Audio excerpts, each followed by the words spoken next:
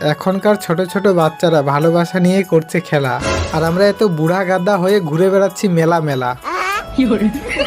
তো এটা ছিল নবান্ন মেলা। এই মেলাটি হয় দক্ষিণ দিনাজপুর জেলার বংশিয়ারি থানার দৌলতপুর থেকে একটু ভেতরে, গ্রামের নাম সিসা। আসলে এই মেলাটি আমাদের পাশের গ্রামে হলেও বাপ জন্মে প্রথম আসলাম এই মেলাতে।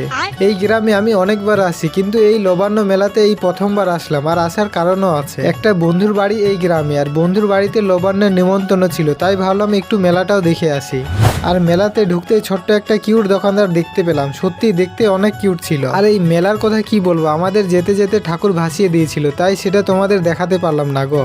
মেলাটা খুব একটা বড় ছিল না, আশা করি এরকম মেলাতে কেউ হারাবে না, কিন্তু তোমরা এনার্জি ড্রিঙ্ক করে থাকলে সেটার গ্যারেন্টি আমি দিতে পারবো না। ওটা বড় কথা না, বড় কথা হলো এখানে যাত্রাপালা হবে। আর কি বলবো, যাত্রাপালা তো দেখিনি, তাই তোমাদের দেখাতেও পারলাম না। তো যাই হোক, রাস্তার ধারে মেশালির দোকান সারি সারি, তাই মেশালি খেতে খেতে চললাম আমরা বাড়ি।